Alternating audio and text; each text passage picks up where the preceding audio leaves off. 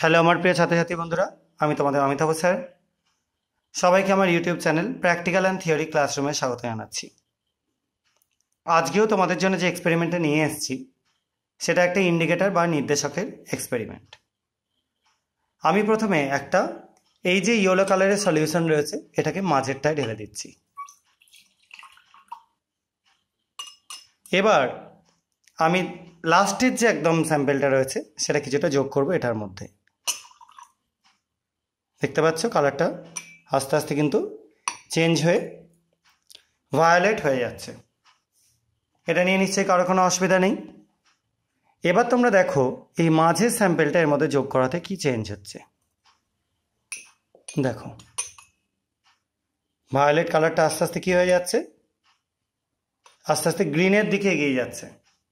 দেখতে পাচ্ছ নিশ্চয়ই। আবার আরেকটু অ্যামাউন্ট যোগ করে দিলাম। দেখো কি হয়ে যাচ্ছে, আস্তে আস্তে কমলা বা অরেঞ্জের দিকে এগিয়ে যাচ্ছে। এবার আমরা এই যে স্যাম্পেলটা নিয়েছি এটাকে আবার অ্যাড করে দিচ্ছি এটার মধ্যে, কিছুটা অল্প অল্প অল্প করে অ্যাড করছি আর সেক করছি।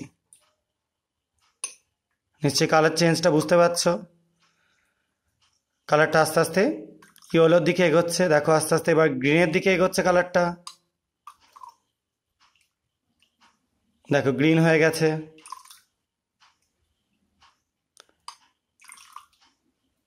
দেখো আবার ব্লু এতে ফিরে এসছে, যদিও আস্তে আস্তে ডিসঅ্যাপিয়ার করে যাচ্ছে কালারটা। আবার আমরা কিছুটা ব্লুইশ ভাব রয়েছে এর মধ্যে, আবার আমরা কিছুটা এই স্যাম্পেলটা যোগ করে দিচ্ছি, একটু একটু করে যোগ করছি। দেখো আবার গ্রিনের দিকে এগোচ্ছে। দেখতে পাচ্ছ রেডের দিকে এগোচ্ছে এবং দেখো যথেষ্ট পরিমাণে লালচে একটা সলিউশন তৈরি করলো। তাহলে কি ঘটলো আজকে এই রিয়াকশানটা থ্রু দিয়ে? আমরা প্রথমে এখানে যে স্যাম্পেলটা নিয়েছিলাম সেটা আর কিছু ছিল না, একটা পিএইচ ইন্ডিকেটর সলিউশন ছিল, যেটাকে আমরা বড় একটা কন্টেনারে নিলাম। এবার এর মধ্যে প্রথমে আমি অ্যাড করেছিলাম কিছুটা অ্যালকালি ক্ষার। সেটা যোগ করাতে কি হচ্ছিল, আস্তে আস্তে সেটা নীলের দিকে চলে গেল। আবার অ্যাসিড যোগ করে আস্তে আস্তে টাইট্রেট করতে শুরু করলাম। তাহলে ক্ষারটা আস্তে আস্তে প্রশমিত হয়ে আগে প্রশম্য বা নিউট্রাল তৈরি হচ্ছিল, ওই জন্য সবুজ হয়ে যাচ্ছিল, দিয়ে আস্তে আস্তে রেডের দিকে এগোতে শুরু করলো, যত অ্যাসিড বাড়িয়ে দেওয়া হলো। আবার তার মধ্যে যখন আবার ফার্দার আমরা ক্ষারটা বা অ্যালকালিটা যোগ করলাম তখন আবার সেটা ব্যাক করতে করতে নীলের দিকে এগোনোর চেষ্টা করছিল, যদিও আমার কাছে এখানে পর্যাপ্ত ক্ষার রাখিনি বলে পুরো নীল করে দেখাতে পারলাম না।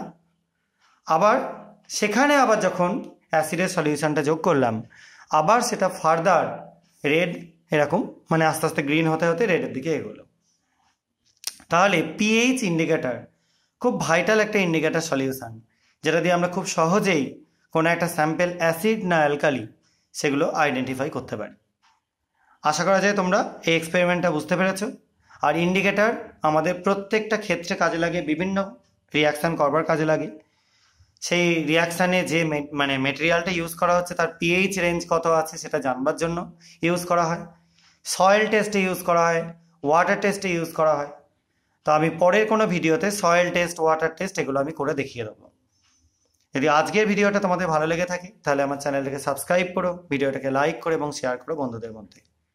আজকের মতো এটুকুনি। সবাই খুব ভালো থাকবে, সাবধানে থাকবে। বাই।